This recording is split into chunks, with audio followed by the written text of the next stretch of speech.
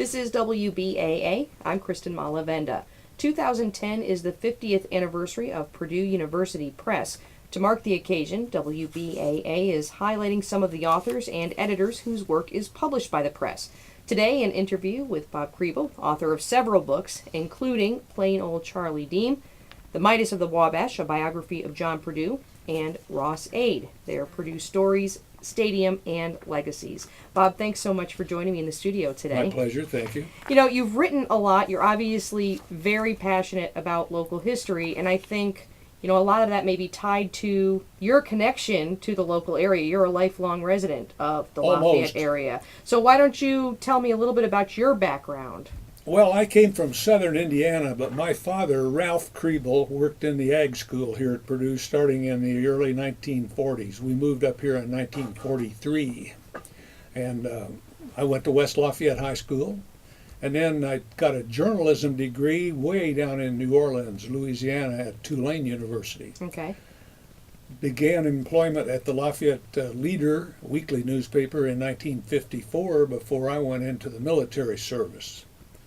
Then in 55, I was a full-timer at the Journal and Courier, and I stayed there for the better part of 40 years and became the managing editor, the city editor. I was a columnist, editorial page editor, had a whole bunch of jobs at the Journal and Courier, and retired early in 1993. But I began writing these books on ideas from various friends of mine at Purdue Press in 1985, which is about the 25th anniversary year of Purdue Press, which started in around 1960. I think it was called Purdue Fiction Studies, or perhaps had another name. Okay. When I began back in 1985 with a biography of a local historical figure whose name was Helen Gauger. That's spelled Gougar. And people want to pronounce it Googer and Gouger and all the rest, but it's pronounced Gauger. And she was a women's rights advocate way before her time. She was born in 1840 up in southern Michigan, came down to Lafayette, married a young man who's a lawyer here in Lafayette, and as a speaker, as a journalist, she was against family abuse and drunkenness and child abuse and all these sorts of things way before her time. Now, she died in 1907. The women's suffrage amendment didn't even kick in this country until 1920. Right. So she missed all that. But her writings and the transcripts of many of her speeches, some of her columns in local newspapers, made very interesting reading, and she was a very interesting character way before her time, as I said. How do you find the subjects? Are they suggested to you by people? Are they people that you hear about that you're interested, or kind of a combination of the It's two? a combination, and I tend to gravitate toward people who have historical interests, and they suggest some of these stories and story ideas, and there's quite a bit of newspaper articles. You know, you can read, this is hard to believe, I gave a talk just a few weeks ago at Weaw Ridge Middle School to 4th and 5th graders. They were amazed when I told them that you can read a newspaper from 1903 or 1906 or 1907 because it's preserved on microfilm. And there are readers in most modern libraries where you can thread it into the works and begin to read these stories long after they were written, and they were preserved and still available. So Helen Gauger's stories that she wrote and were published, and speeches that she gave and were published, appear in quite a number of local newspapers over the years. Now, you write a lot about Purdue-related people, but one of the people, the book Plain Old Charlie Deem, it's called Pioneer Hoosier Botanist, and you have a personal connection to him. Tell me about him and why you thought it was important to tell his story. Charlie Deem was an interesting character from up in Bluffton, Indiana, up south of Fort Wayne. He was an amateur botanist. He took it upon himself when the automobile was just beginning to be available to us to travel over 100,000 miles in almost every Indiana township and county. Wow. And take a notepad along with him and collect specimens of plants, trees, wildflowers, and so on. Interesting guy and he compiled a book in the year 1940 called the Flora, Flora, Flora of Indiana. It's a monster of a book. Gosh, I think it's over 1,000 pages. Wow. He was the first one to ever write it.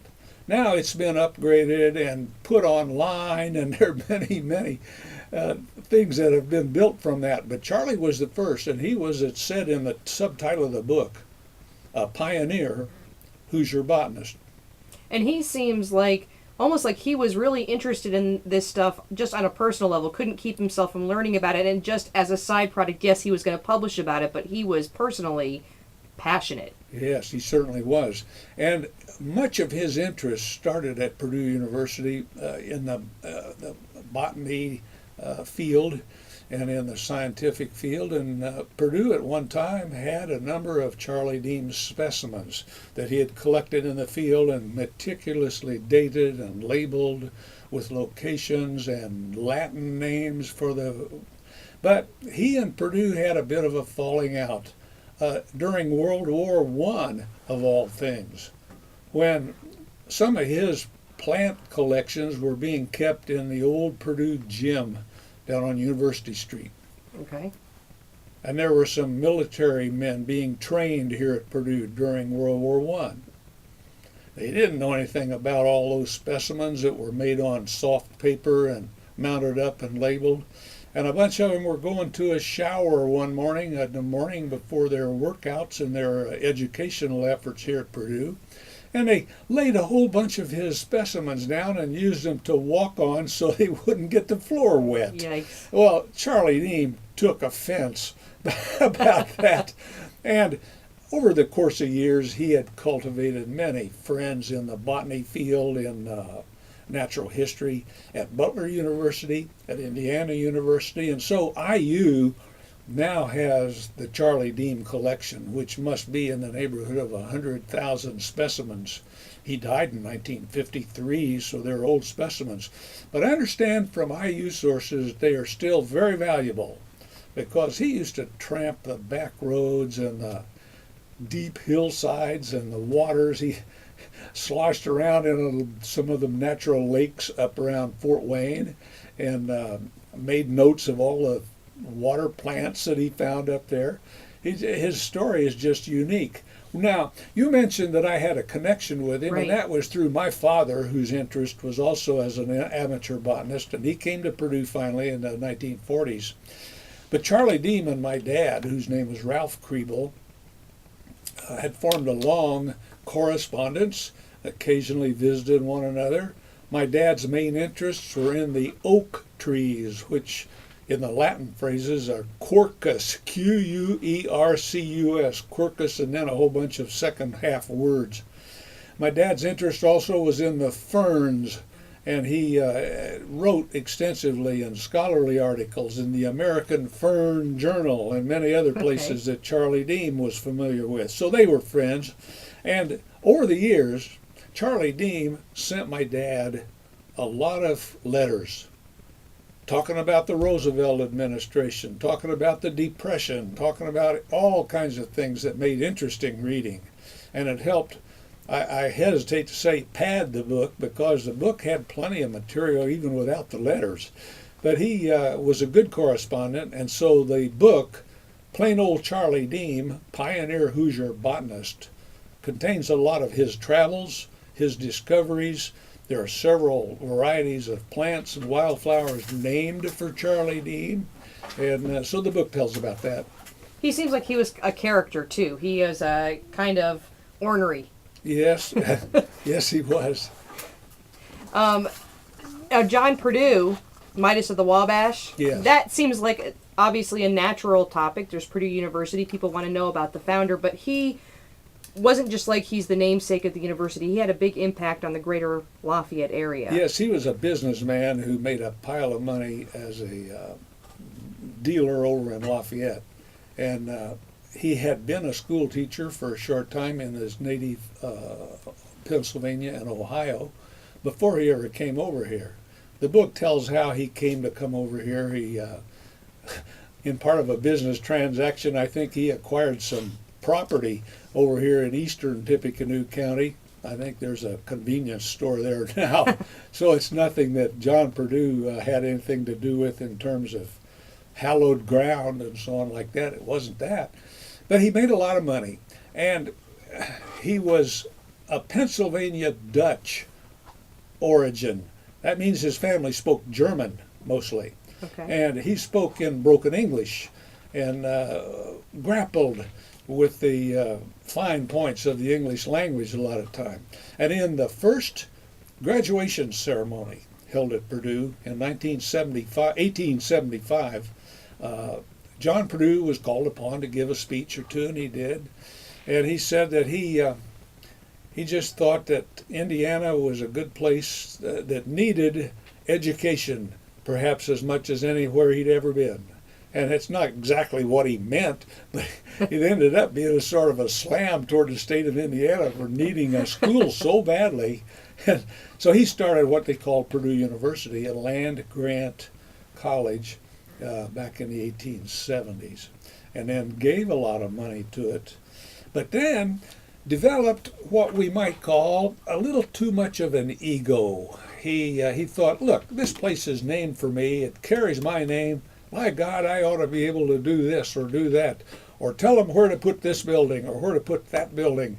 And he began to get in crosswise with the Purdue trustees and the other people of authority at this university, and began to boycott trustees' meetings. And the book tells all about these travails that he was involved in.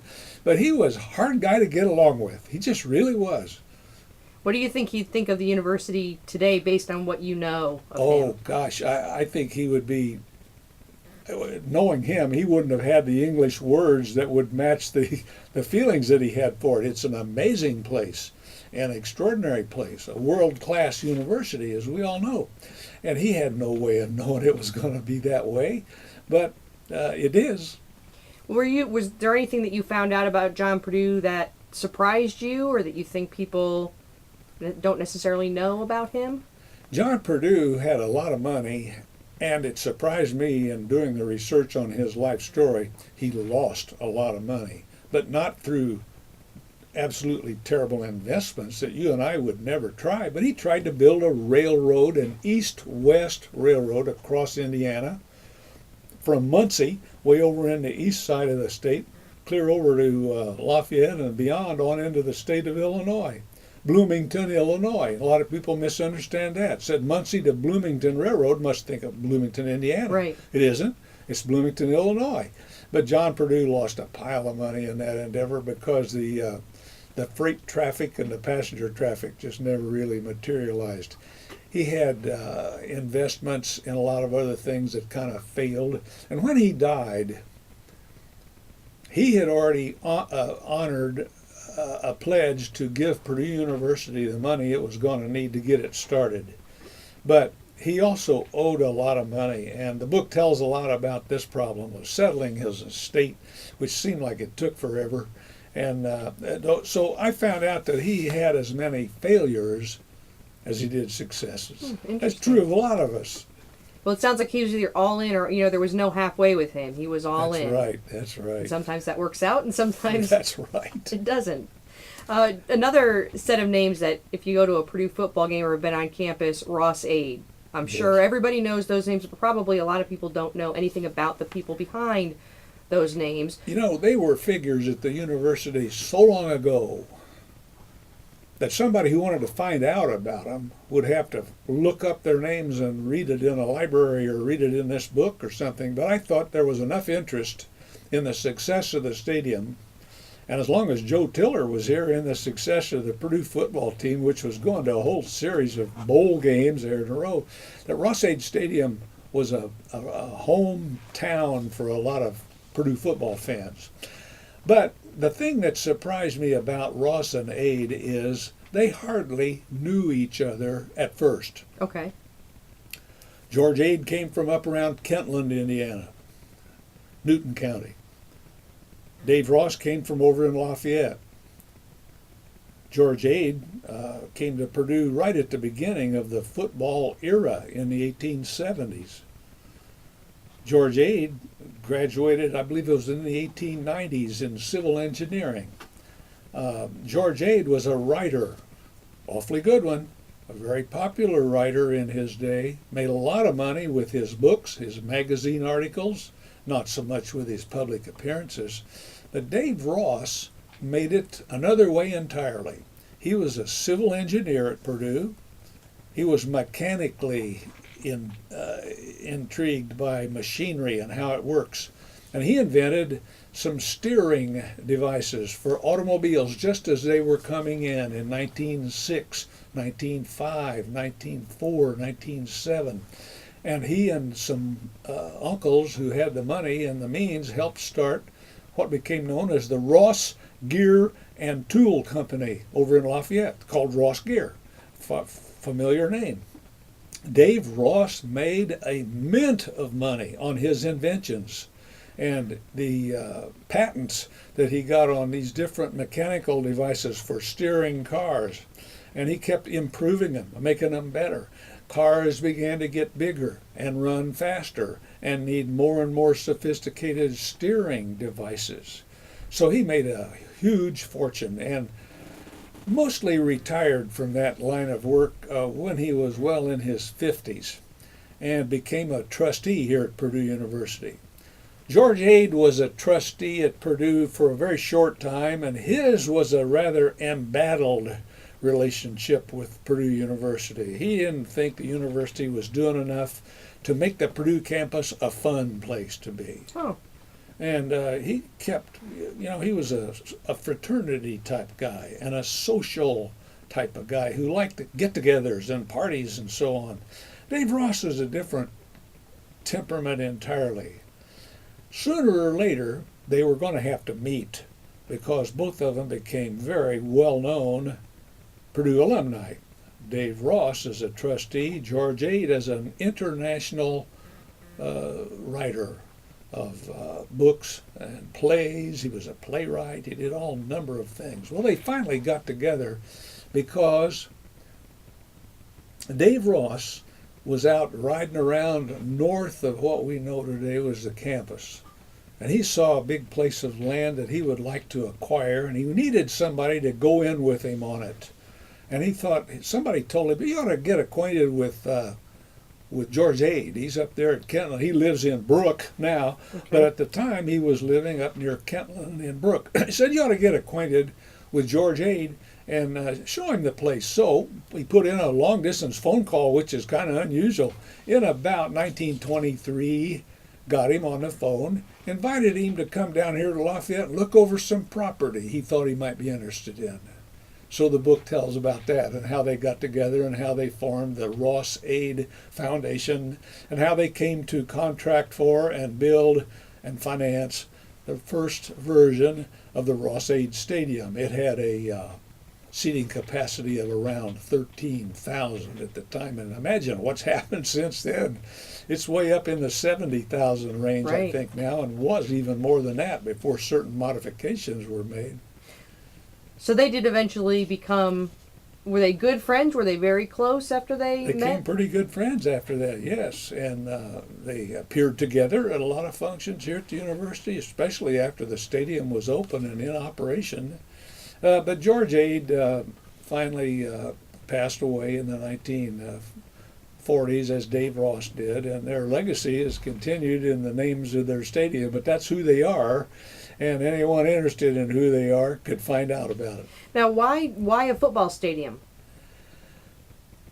George Ade came to Purdue just as football was beginning. He liked football. He noticed that the students liked football, and he thought a football stadium would be a great thing for Purdue to have. Well, they did. They had an original stadium that was Stewart Field, known as Stewart Field, built not far from here in the Hall of Music where we're having our conversation. And Stewart Field lasted for a good 20 plus years on the Purdue campus. But Ross-Ade Stadium was going to be a better one, a bigger one, a more accessible. It had all kinds of advantages. It could be expanded. Anyway, they built Ross-Ade Stadium, and the rest is history, as they say. How did you get hooked up with Purdue Press? Or did you? And first, were you thinking about writing books like these, or the thought hadn't occurred to you until you began a relationship with Purdue Press? Purdue Press started in around 1960, as I understood it, as Purdue Fiction Studies, and I was not familiar with them at all. They had a director whose name was Bill Whalen. I did know Bill Whalen. Then there was a director named Dave Sanders, and then another one named Tom Bacher, who retired only a couple years ago. And a managing editor who was the literary arm of Purdue Press named Verna, V-E-R-N-A, Verna Emery. And Verna Emery was the managing editor in 1985 when my book on the Helen Gauger history was made available. And I thought, well, we'll offer it to Purdue Press. They might be interested. Verna liked it very much and encouraged me. You know, a little encouragement does wonders. I don't know if that's obvious to you or not, but if somebody says, hey, that's really good, it makes you feel so good. It makes you want to do it again and again and again if you can. So Verna Emery was the encourager and got me started here. And later she was succeeded by the late Margaret Hunt, who was the managing editor at Purdue. And then I've gotten to know a lot of the other members of there. Brian Schaefer was the interim editor here for a while. Charlie Watkinson is I believe is the director of it now. But I know Beth Robertson, who's an information associate. Catherine Purple, who is also an editor, an editorial type person, and Becky Corbin, who's an author liaison, and I've become friends with all these folks and close to them. And I've just enjoyed the relationship with Purdue Press. They do high quality work with the books. They're not big bestsellers. They never will be. Any number of people say, hey, I hear you got another book coming out, and I'll say, yes, it's coming in September. And I think their thinking is, boy, I hope this becomes a bestseller. It won't, but that's just one of the facts of life. But it's been a good relationship. I like the quality of their work. I like the quality of their editing. And it's just been a good relationship. And what's the importance of, they're not going to be big sellers, but obviously there's an importance and a place for these books. What is that importance? In the case of the Charlie Deem book, I think it's the only book that's ever been done about him. I think some others have been considered but never done. John Purdue, I think there may have been a couple of other books of his. In fact, I've read a couple to get research.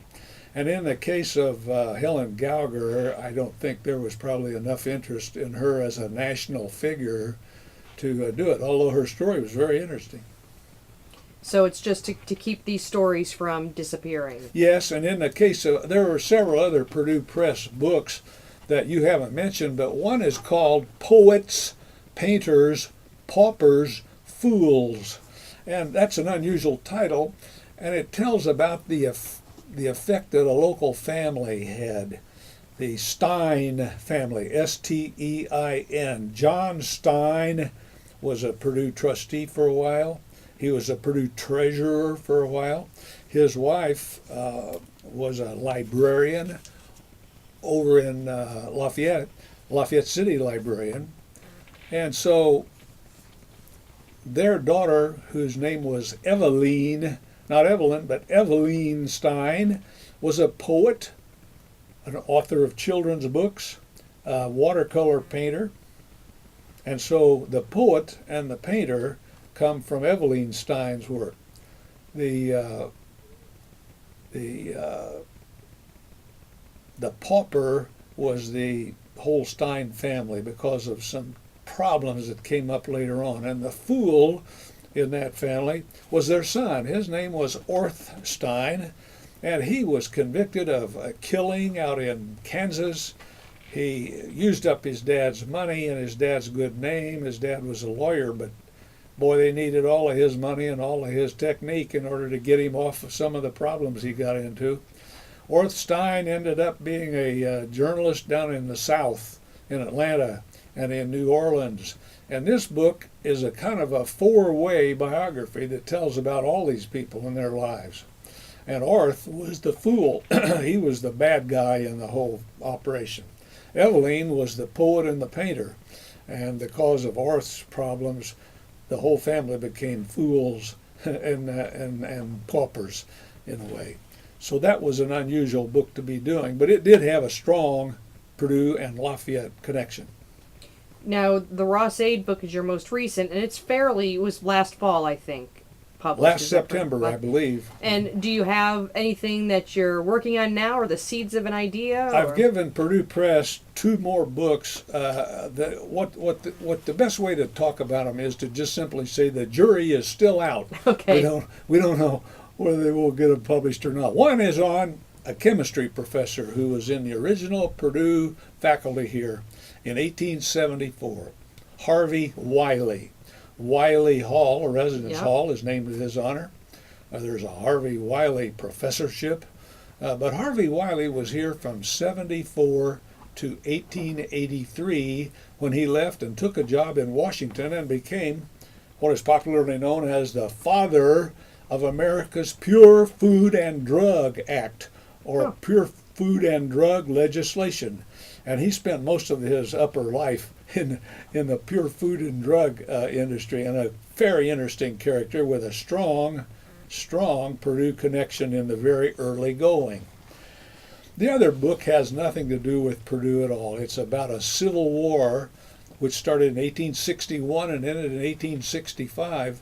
And I tried to do a close study of what it was like here in Tippecanoe County, Indiana, hundreds of miles removed from any of the battlefields or any of the great battles or any of the famous places. And what it was like was that Tippecanoe County, Indiana, had a population of about 15,000, I'm estimating here, in those days. It gave up nearly 6,000 soldiers to the Civil War, and several hundred were killed. And the book goes into great detail, one by one, how each of them died and where and when. It took a long time to write it, a long time to finish it. It's up over 400 pages long, and it's called Tippecanoe and Lincoln Too, which is a takeoff on Tippecanoe and whatever you want to call it, Tyler or whoever you want. But Tippecanoe and Lincoln Too, and it's a Civil War book. I had in mind the fact that Indiana's county, way out here in the middle of nowhere, did have an important role to play in that war and did lose a lot of people. God, it's hard to imagine. A county of 15,000 with 600, let's say, or 400 dead. Right. And one of the things I learned from that book was they weren't all shot by a musket in a skirmish in a battlefield somewhere. Some of them died in railroad accidents.